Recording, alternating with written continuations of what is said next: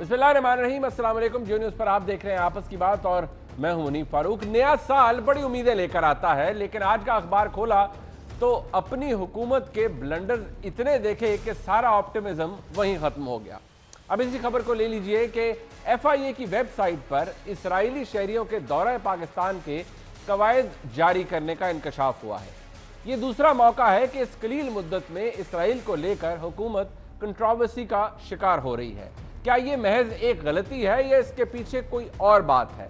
Director immigration ने कहा है कि इसराइल का नाम गलती से शामिल हो गया था, इसे फहरिस्त से निकाल रहे हैं। सोचने की बात यह है कि अगर ये गलती गुज़िश्ता हुकूमत के दौर में हुई होती या हुकूमतों के दौर में हुई होती तो अब तक जाने कौन कौन से गद्दारी के और कुफ्र के सर्टिफिकेट जारी हो चुके होते। इसी तरह कल से हर कोई नए साल की मुबारकबाद के साथ साथ पेट्रोल की कीमतें 4 रुपए कम होने की मुबारकबाद दे रहा है। लेकिन मालूम यह हुआ है कि ओगरा ने बैनुल-अक़वामी मंडी में तेल की कीमतों में कमी के पेश नज़र इस हुकूमत को डीजल की कीमत में तकरीबन 15 रुपए और पेट्रोल की कीमत में 10 रुपए कमी की सिफारिश की थी। लेकिन वज़ीर ख़जाना जनाब असद उमर ने पेट्रोल और डीजल की कीमत सिर्फ 4 रुपए कम की। जब जनाब असद उमर और मोहतरम इमरान खान अपोजिशन में थे तो हुकूमत के इसी किस्म के इकदामात के बारे में क्या कहते थे, सुनते हैं। पीपल्स पार्टी के दौर में डीजल के ऊपर 22% टैक्स था। इनके दौर में 98% डीजल पर टैक्स है, जिसकी कीमत 38 रुपए होनी चाहिए। पाकिस्तान को मौका मिला है कि इंटरनेशनल तेल की कीमतें नीचे आई हैं तो अवाम का फायदा करवाएं। इसी अरसे के अंदर इन्होंने पिछले महीने तक सिर्फ हमें कोई 3.5% अवाम को रिलीफ दिया था, यानी 21% जेब में डाल दिया हुकूमत ने। अवाम को यह बयान दिया गया है कि जितनी कीमत बढ़ानी चाहिए थी उससे हमने कम किया, आपके ऊपर बहुत बड़ा एहसान किया है। डीजल की कीमत इस वक्त जो है उसमें 18 रुपए लीटर उस टैक्स की वजह से है जो इस मौजूदा हुकूमत ने आने के बाद लगाया है। हैरान कुन बात यह है कि वज़ीर-ए-आज़म के मुशीर जनाब अब्दुल रज़ाक दाऊद की कंपनी डेस्कॉन ने मेहमन डैम का ठेका हासिल कर लिया है। मेहमन डैम के ठेके की बोली में FWO और पावर चाइना ने भी हिस्सा लिया। ताहम डेस्कॉन ने चीनी कंपनी गैशोबा के साथ मिलकर 309 अरब रुपए की कामयाब बोली देकर ठेका अपने नाम कर लिया। जनाब अब्दुल रज़ाक दाऊद डेस्कॉन के बानी हैं, ताहम वज़ीर-ए-आज़म के मुशीर बनने के बाद उन्होंने कंपनी की चेयरमैनशिप छोड़ दी थी।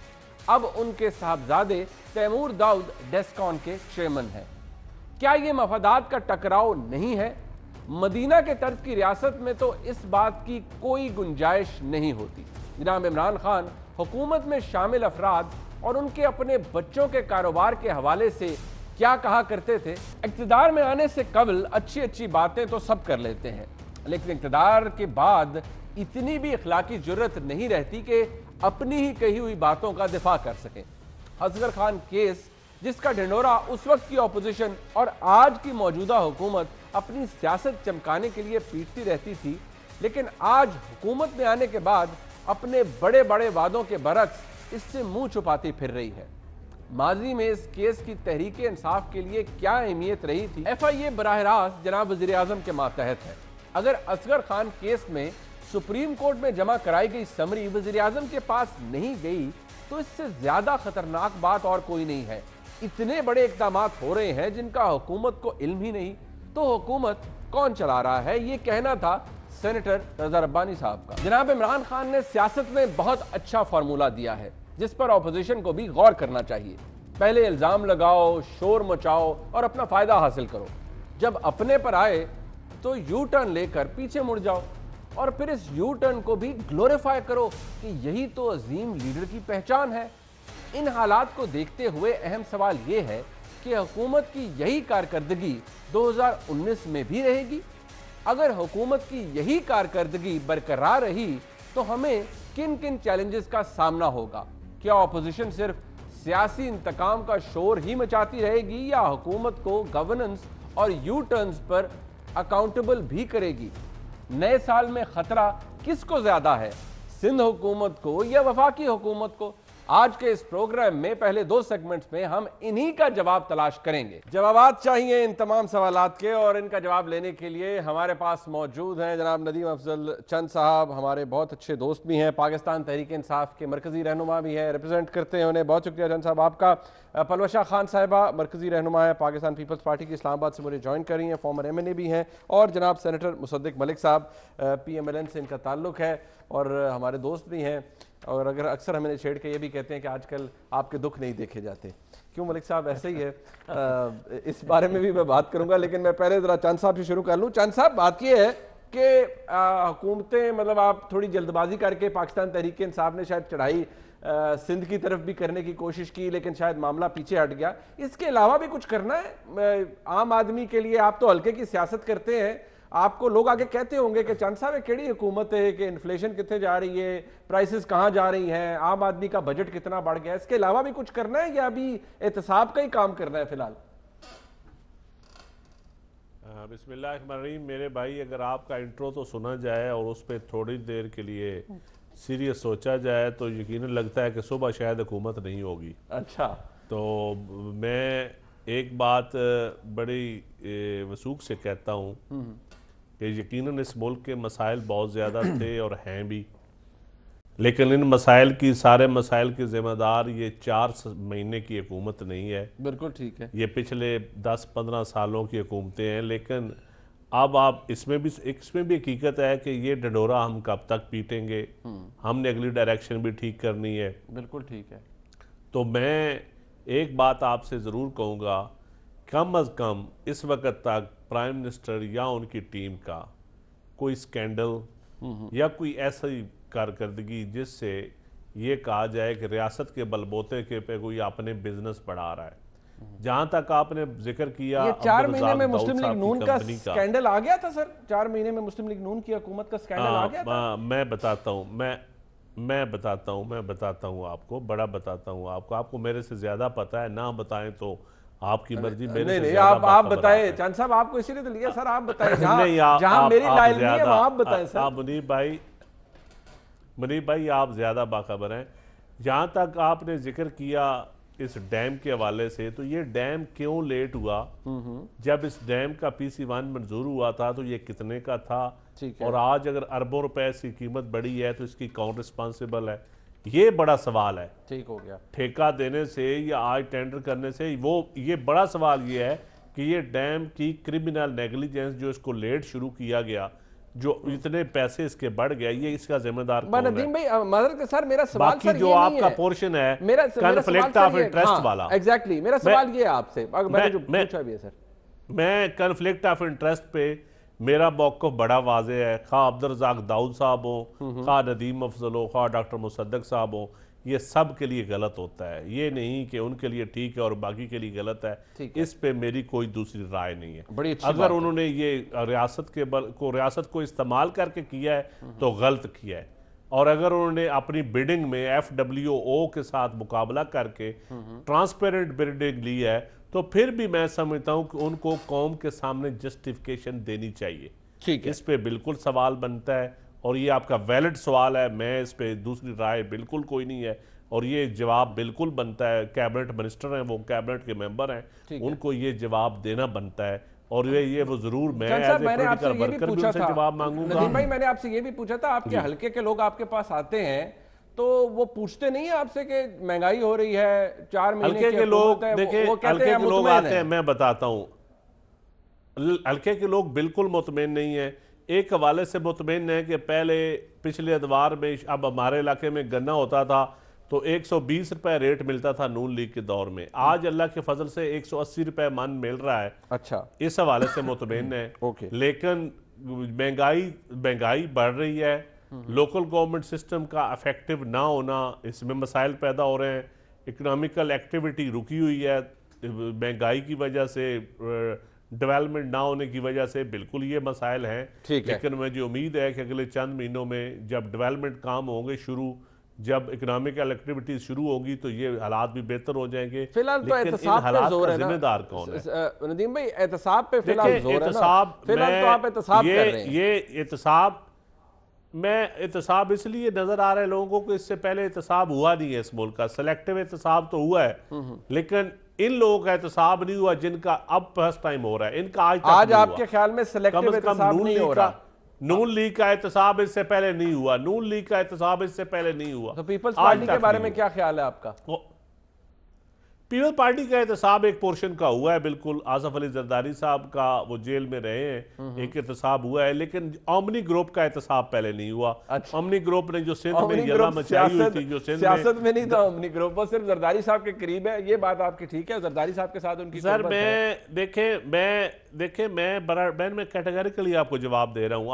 आप मेरे जवाब को आप घुमाएं फिराएं ना मुझे आप, लेकिन मैं आपको बड़ा क्लियर जवाब दे रहा हूँ। आपके जवाब को कहाँ घुमा सकते हैं सर? आपके जवाब को कहाँ घुमा सकते हैं? अनवर मजीद साहब का एहतसाब उनकी एक मिल से 10 मिलें या 31 यूनिट या 39 यूनिट कैसे बने, ये एहतसाब इससे पहले नहीं ठीक हुआ। है, चलिए ये जरा अब मेरे साथ नहीं का मैं जरा ये मैं जरा पूछता हूँ पलवशा साहिबा से ही। लेकिन आज पलवशा साहिबा, मैं आपके पास आने से पहले, अब आज जब मौला बख्श टांडियो साहब रिस्पॉन्ड कर रहे थे, शायद कानून के अंदर तो गुंजाइश भी नहीं, चले किसी ने अगर कह दिया उनके पीटीआई के सिंध चैप्टर ने कि जी गवर्नर राज की गुंजाइश है, या इधर से फवाद चौधरी साहब विद ऑल गन्स पैक्ट शायद जा रहे थे क्लिप्स में क्या, या मौला बख्श टांडियो साहब ने आज उस वक्त रिस्पॉन्ड करते हुए क्या कहा है, उसकी बड़ी अहमियत है, क्योंकि सियासत में शायद अब तलखी इतनी बढ़ गई है कि जो अल्फाज हैं वो भी बड़े सख्त हो रहे हैं।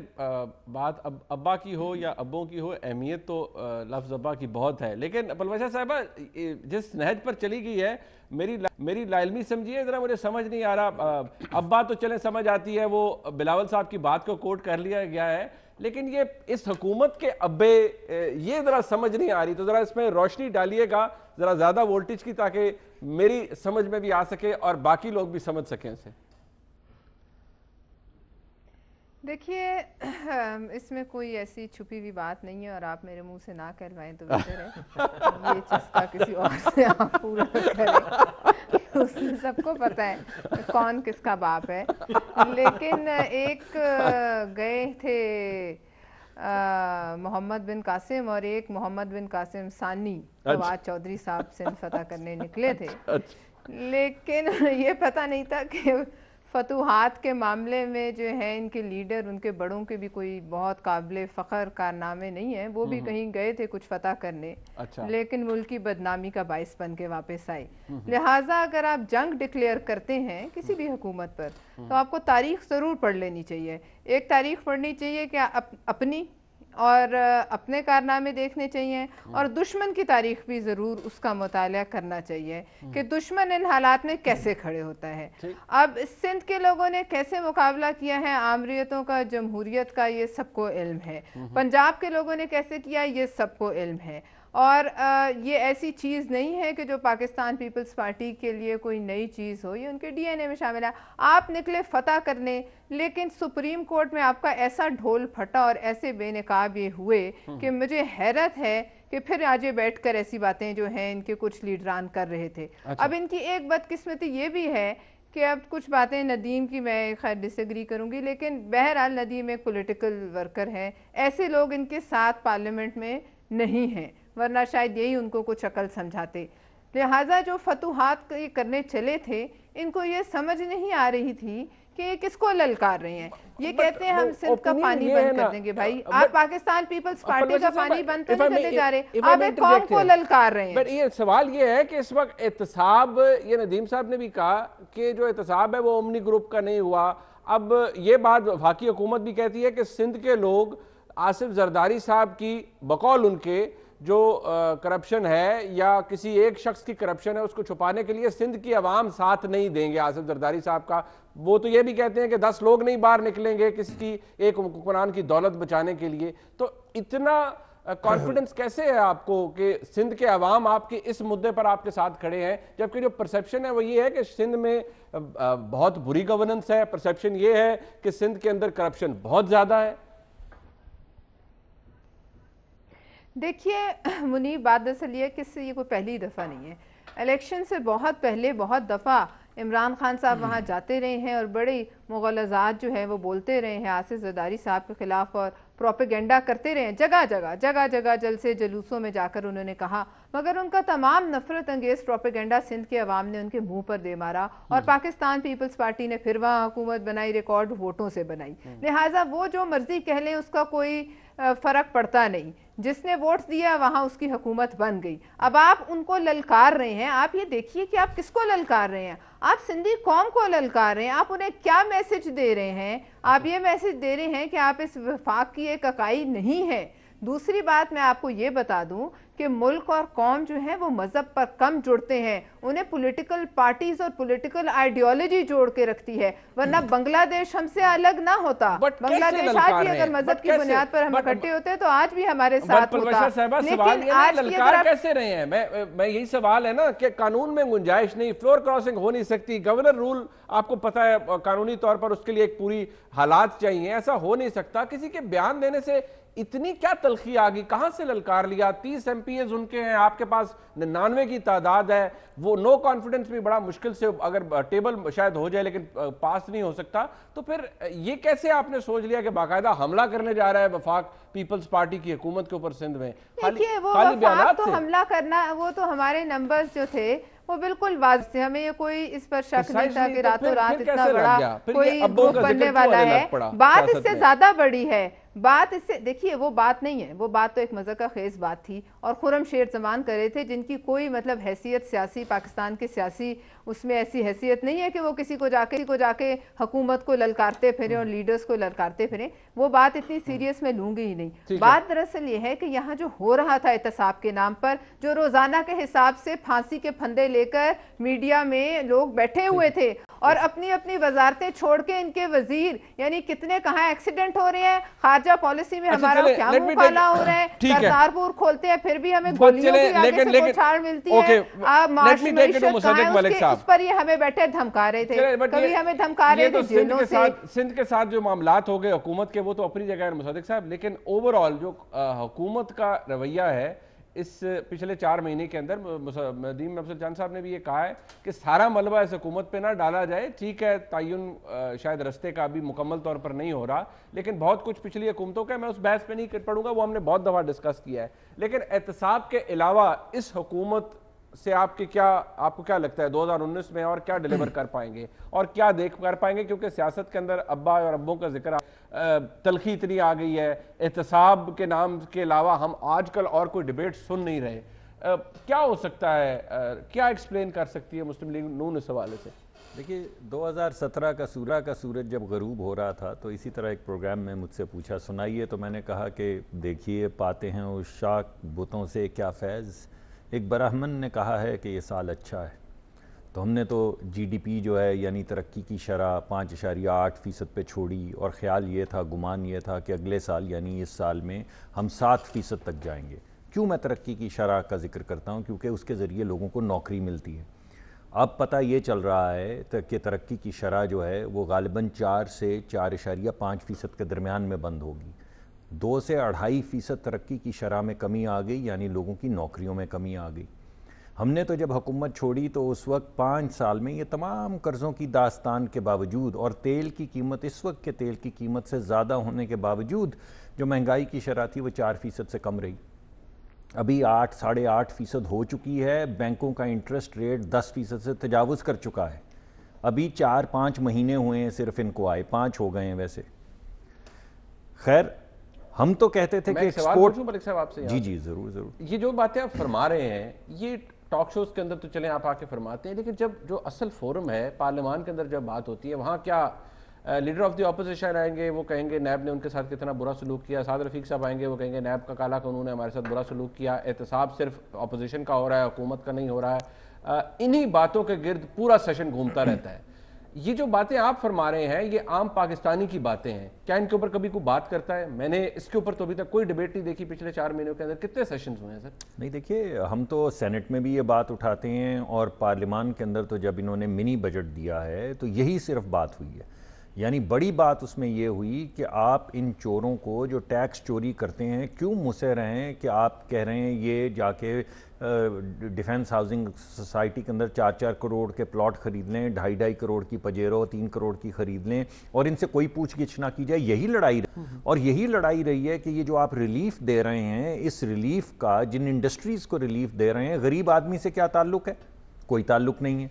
नौकरियां कैसे पैदा होंगी? नहीं पैदा होंगी। एक्सपोर्ट तो कैसे बढ़ेगी? में आ जाती है ना। वो चंद साहब कहते हैं वो आप जो कुछ छोड़ के गए हैं वो तो फिक्स की कर रहे हैं, अभी तक कोशिश यही कर रहे हैं कि वो फिक्स हो जाए, किसी ना किसी तरह से हालात बेहतर हो जाए। आपने जो छोड़ा है बकौल उनके और उनकी पूरी हुकूमत का बयानिया ये है कि आप बेड़ा गर्क करके गए हैं इस मुल्क के खजाने का। यही देखिए, बात यह है कि 6 महीने 5 महीने तो हो गए, 5 तो हो गए, 60 महीने का इनको मैंडेट मिला है।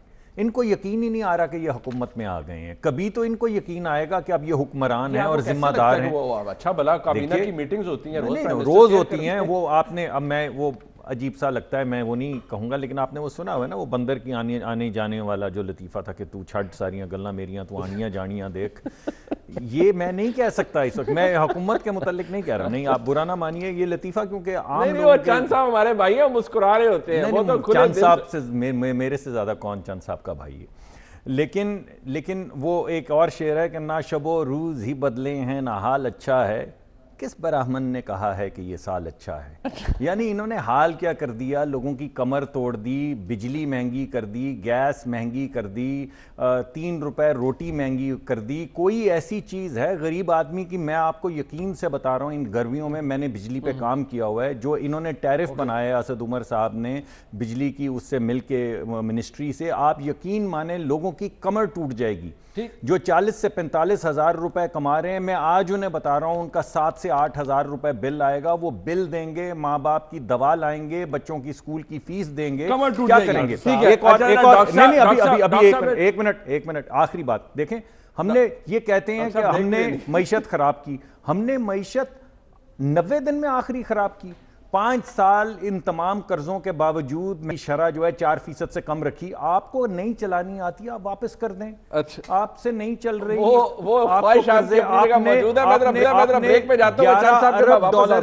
11 अरब डॉलर के कर्जे ले लिए हैं सिर्फ इब्तदाई 4-5 महीनों में। 11 अरब डॉलर के पास इसका बड़ा वैलिड जवाब मौजूद है। मुझे एक ब्रेक लेनी है, जब ब्रेक से वापस आएंगे एक ये बात भी, और दूसरा ये कि किसको है इस पूरे साल के अंदर, क्या वफाक को बार बार ये कहा जाता है कि सिर्फ 6 वोटों की बर्तरी है, वफाकी हुकूमत को कोई खतरा है, कोई गिरा सकता है, या किसी को किसी के अब्बे से डर लगता है? शान साहब आपके पास सबसे पहले आएंगे 2 बातें। अभी जो इन्होंने कहा है कि हुकूमत नहीं चलती, खजाना नहीं चलता, मईशत नहीं चलती तो वापस कर दें। वो चले ख्वाहिश हो सकती है मलिक साहब की, क्योंकि इतनी तवील हुकूमत की वो आदत पड़ जाती है हुकूमत की भी। जरा ये बताइए कि चल क्यों नहीं रही, और दूसरा ये कि आपने वाकई क्या इस साल यही चलता रहेगा सिंध के साथ? पंजाब में तो आपकी हुकूमत है, सिंध के साथ यही टसल चलती रहेगी, और वाकई कोई आपका इरादा है इवेंचुअली कि आप बंदे तोड़े, लोगों की लॉयल्टी शिफ्ट करवाएं और सिंध के अंदर भी हुकूमत हो? देखिए, अनकॉन्स्टिट्यूशनल काम तो बिल्कुल कोई नहीं होना चाहिए। और रह गई बात हार्स ट्रेडिंग वाली, उसके ऊपर भी अभी तक तो खान साहब की तरफ से या उनके जिम्मेदार बंदों की तरफ से तो कोई ऐसा बयान मैंने नहीं सुना, ना कोई ऐसी फीडबैक मिला है कि जो कहें कि हम हार्स ट्रेडिंग करेंगे या हम लोग तोड़ेंगे। पॉलिटिकल पार्टीज़ में खुद अगर कोई अपनी पार्टी के खिलाफ बगावत करे, किसी पार्टी के खिलाफ भी, तो उसको आप रोक नहीं सकते। लेकिन ना कोई गवर्नर राज का कोई क्वेश्चन है, बिल्कुल नहीं लगने वाला, ना कोई ऐसी बात हो रही है। और मेरे ख्याल में ये जो पीपल्स पार्टी ने एक अच्छी मूव की है, उन्होंने कुछ पीटीआई के लोगों के बयानात को उन्होंने ठीक एक्सप्लॉइट किया है, और उन्होंने करप्शन और पॉलिटिक्स को मिक्स करके लोगों को एक मिक्स चटनी दिखा दी है। अच्छा, ये वो उन्होंने एक अच्छी पॉलिटिकल मूव चलाई जिसमें वो कामयाब हुए काफ़ी हद तक। लेकिन अल्टीमेटली मेरे ख्याल में पॉलिटिक्स होगी, और करप्शन या अकाउंटेबिलिटी, इन चीज़ों को अलहदा करना पड़ेगा, और ये होंगे वक्त के साथ साथ। बट जो म्यार है एहतसाब का वो दुरुस्त है नदीम भाई, क्योंकि एक आपका फेवरेट टॉपिक था, उसका मैं बयान देना चाहूँगा। अब्बों के बगैर कोई भी औलाद होती है, उसके अब्बे ज़रूर होते हैं, तब भी औलाद होती है। अच्छा, इस पाकिस्तानी मुआशरे में यकीनन अब्बे हारिकी के रहे हैं, और बड़े बड़े फैसले मैंने अपनी आंखों से देखे हैं जो रातों रात चेंज हुए हैं।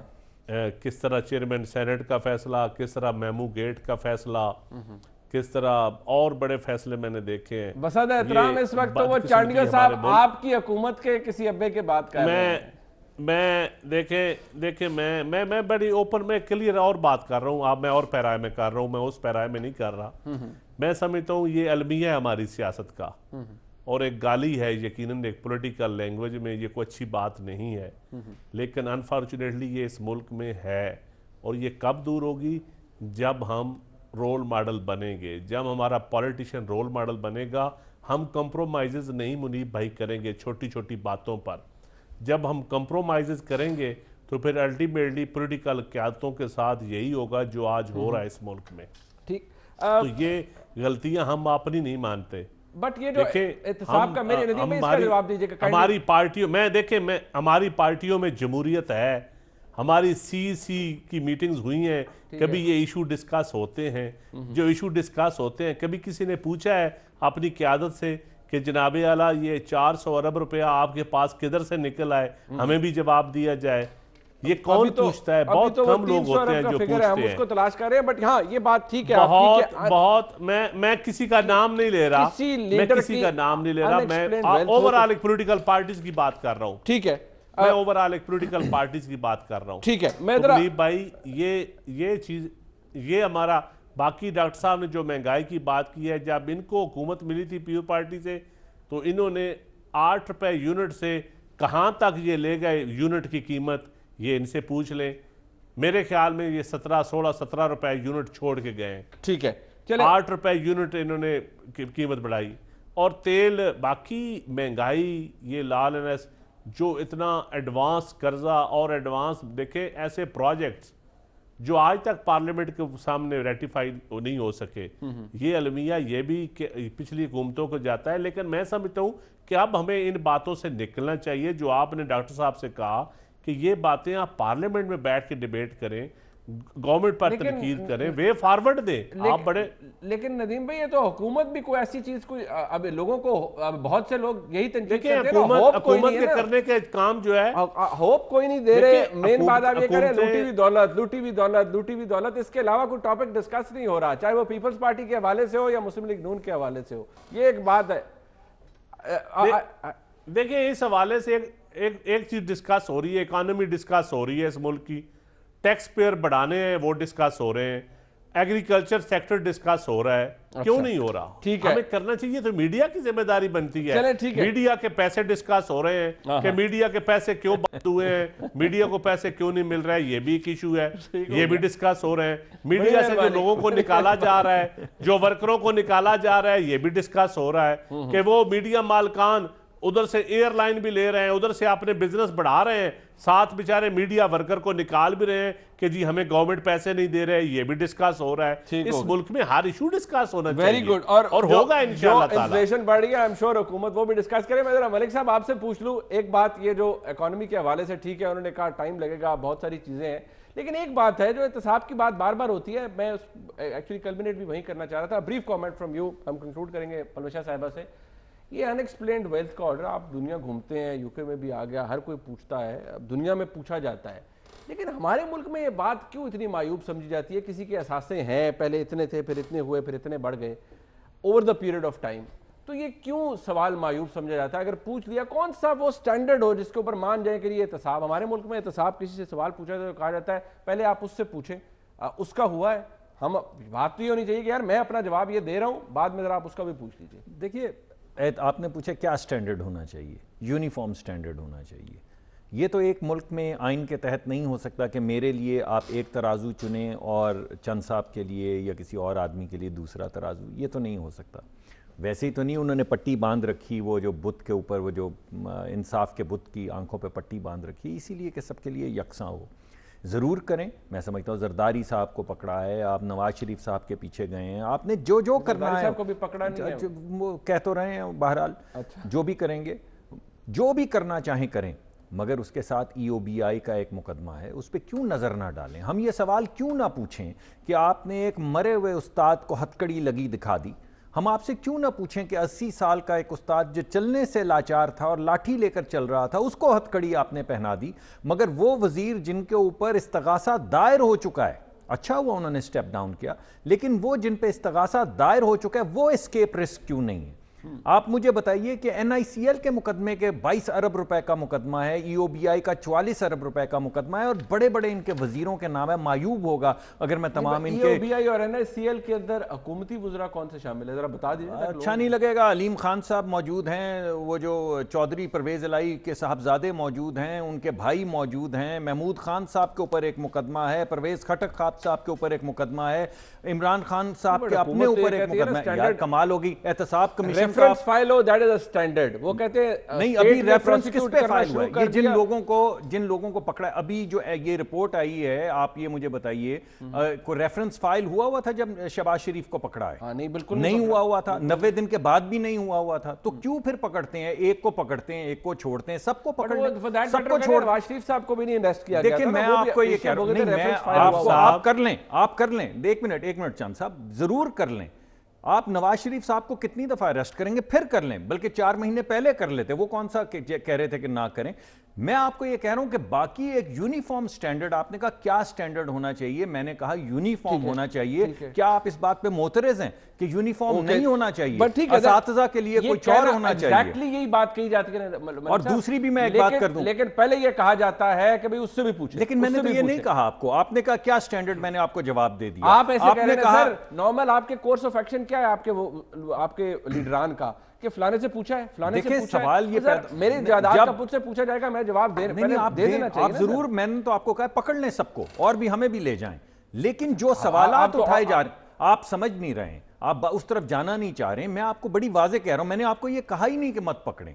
मैंने कहा सवाल भी पूछें, एहतसाब भी करें, पकड़ भी लें, लेकिन फिर यूनिफॉर्मली पकड़ें। ठीक है, एक ही कानून के तहत। एक बात मैं और करना चाहूंगा, देखिए जी, मुझे 1 मिनट दीजिएगा, बड़ी जरूरी बात है। बात यह है कि आप जो सवालात पूछ रहे हैं हमसे, वो हमसे मत पूछें, वो आप PTI से पूछें।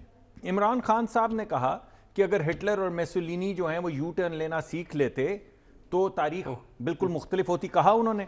हमने भी समझा, हम भी हंसे आपकी तरह, हमने समझा कि ये महज इत्तफाक है, मगर आप देखें उसके बाद क्या हुआ। ये जो PTI के 2 वजीर हैं, इन्होंने जो कहा है कि हम ये नहीं कहा कि हम वोट ऑफ नो कॉन्फिडेंस लाएंगे, ये कहा कि हम सिंध की हुकूमत गिराएंगे। एक वजीर ने ये कहा, एक वजीर ने ये कहा कि हम जनाब गवर्नर साहब तैयार हो जाएं, आपको इजाफी जिम्मेदारियां दी जा रही हैं।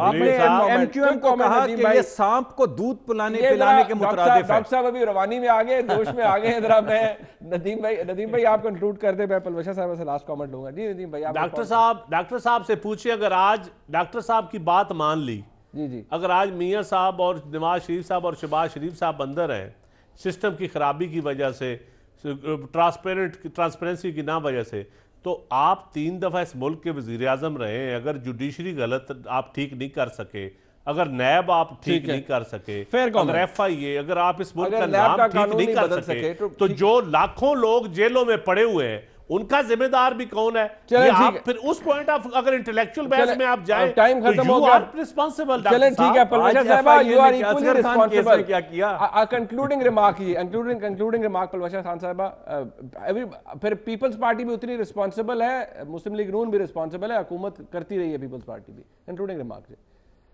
देखिए दोनों रिस्पॉन्सिबल होंगी, और लेकिन किसी ने इनको ये इनविटेशन नहीं भेजा था कि आपको चैलेंजेस का इल्म होते हुए भी आप आएँ और आकर ये हुकूमत संभालें। इनको हर चैलेंज का इल्म था, हर जगह बोलते थे। मैं आज की ट्वीट पे इमरान खान साहब की ये कंक्लूजन करना चाहूँगी।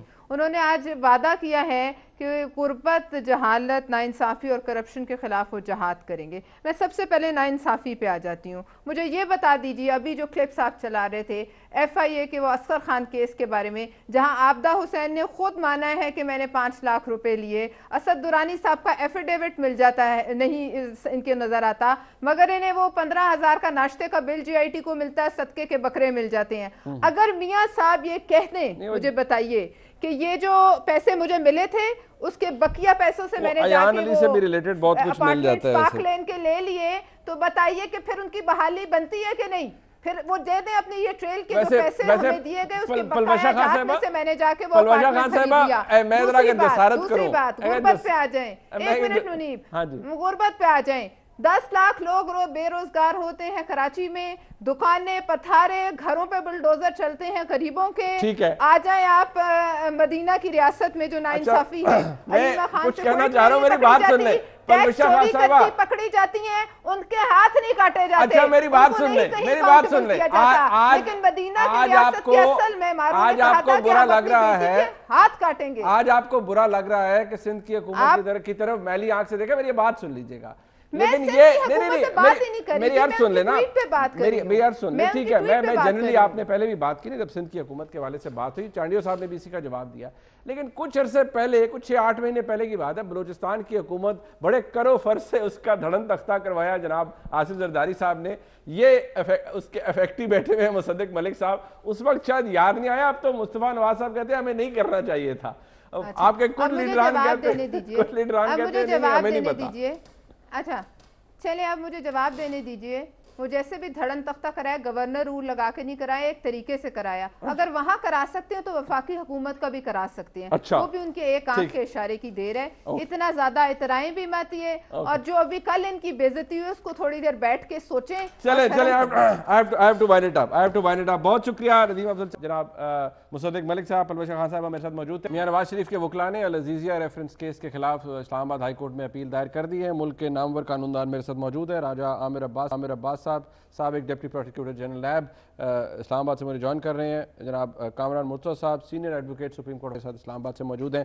कामरान मुर्तज़ा साहब, सबसे पहले आप फरमाइएगा, अपील तो फाइल हो गई, कितने चांसेस लगते हैं आपको इस फैसले को देखने के बाद, बगौर से देखने के बाद, कि आसान होगा मियां नवाज शरीफ साहब के लिए इस फैसले के अंदर भी सजा मअतली उनकी और बेल, या ये मुख्तलिफ नौयत का फैसला है एवनफील्ड के मुकाबले में? देखिए, एक सबसे पहले जो है ना, वो बात जो समझने वाली है कि यहाँ 426 CRPC एप्लीकेबल नहीं है, यहाँ डायरेक्टली सस्पेंशन के लिए कोई प्रोविजन नहीं है, तो हमको रिट फाइल करनी पड़ती है, CP फाइल करनी पड़ती है। ठीक है जी। अब जब CP फाइल करनी पड़ती है तो फिर वो एक्स्ट्रा ऑर्डिनरी ग्राउंड्स जो है ना वो इन्वोक होते हैं। इसमें जो मेरा ख्याल है कि जो बेस्ट ग्राउंड इनके पास बेल के लिए हो सकता है वो ये है कि ड्यूरिंग द इन्वेस्टिगेशन उनको गिरफ्तार नहीं किया गया। यहाँ पे स्पेशल लॉ है, स्पेशल लॉ में चेयरमैन नैब वारंट इशू करता है किसी भी मुलजिम के।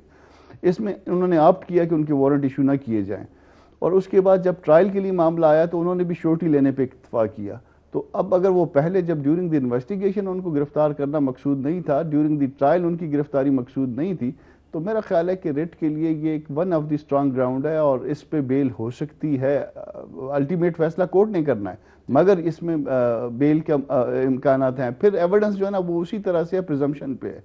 तो प्रिजम्पशन अब अगर 14C इनकी निकाल दी जाए तो प्रिजम्पशन मेरा ख्याल है कि फिर मामला बड़ा कमज़ोर पड़ जाता है। मरारी साहब, आपके नज़दीक ये जो फैसला है, इसके अंदर इस दफ़ा बर्डन ऑफ प्रूफ के हवाले से भी बड़ी डिटेल आई है कि कहाँ जाके शिफ्ट होता है। इस फैसले के अंदर काफ़ी वक्त सर्व किया गया है उसके ऊपर समझाने के लिए, बताने के लिए। आपके नज़दीक एविडेंस क्या नैब सब्सटेंशियल दे पाया है मियां नवाज शरीफ के खिलाफ, या इसमें भी एवन फील्ड वाला ही मामला है जिसके ऊपर बहुत से सवाल उठाए गए थे इस्लामाबाद हाई कोर्ट में? मुनीब, अभी कामरान साहब ने एक बात कर दी कि जी 14C को निकाल दिया जाए। 14C तो वो कानून है जिसके तहत सजा हुई, और उसको कैसे अदालत निकाल सकती है, ये तो इम्पॉसिबल बात है। नंबर 2, एक बात बड़ी इंपॉर्टेंट है कि इस केस में जो एविडेंस की आप बात कर रहे हैं, एक एविडेंस जो इस केस में रिकॉर्ड हुआ है वो हुआ है कि कुछ मनी ट्रांजैक्शंस हैं जो कि अच्छी खासी हैं, जो कि 88% ऑफ द प्रॉफिट था वो लैंड करता है आके मियां साहब के लाहौर के अकाउंट्स में, और वहां से वो जाता है मरीम साहिबा के अकाउंट में, जिसके ऊपर जजमेंट में काफी कुछ लिखा गया है। और उसमें कहा गया है कि ये जाहिर करता है कि जो इस स्टील मिल्स थी, इनका जो प्रॉफिट था, नाम तो बेशक उनके बच्चों के थी, लेकिन प्रॉफिट लैंड करता है सारा इनके पास।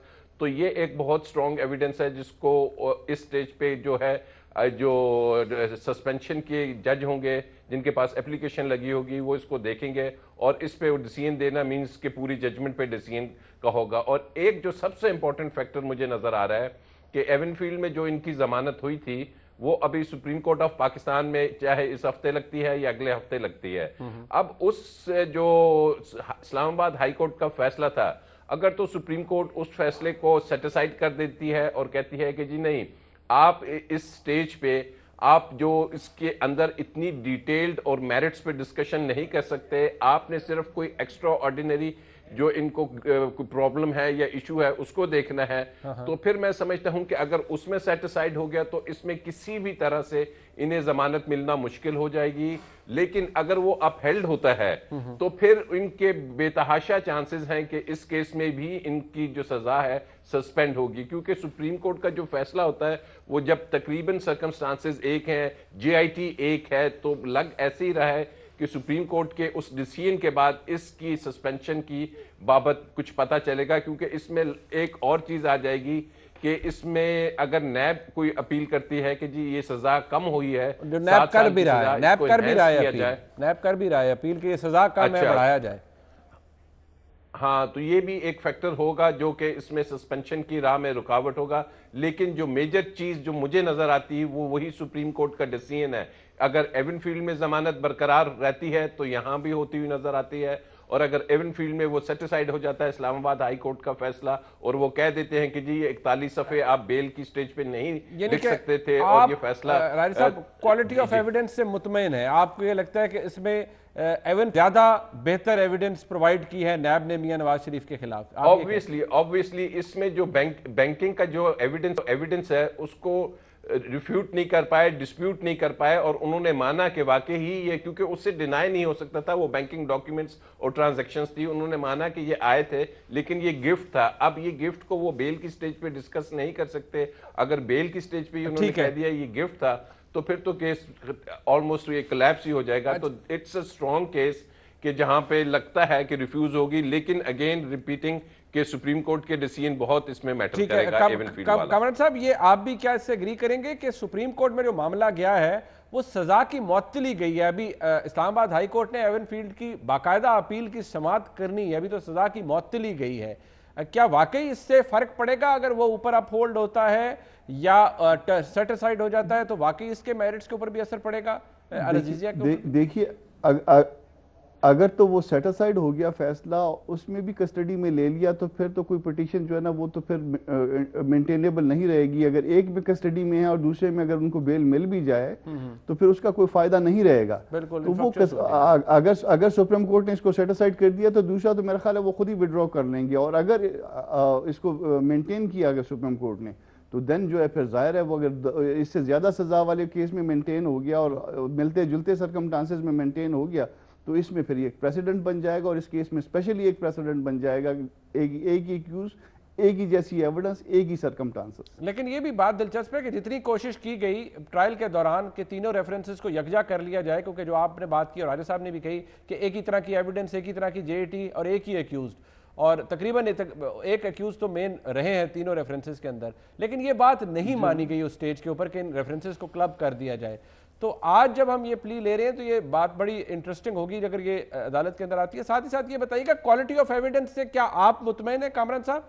जो बताया गया है खासतौर पर कि असासे एक ज़माने में क्या थे और जो ट्रांजैक्शंस हैं कुछ जिनका जिक्र राजा साहब ने भी किया, उनसे नैब कुछ हार अपने से उतार पाया है एविडेंस का?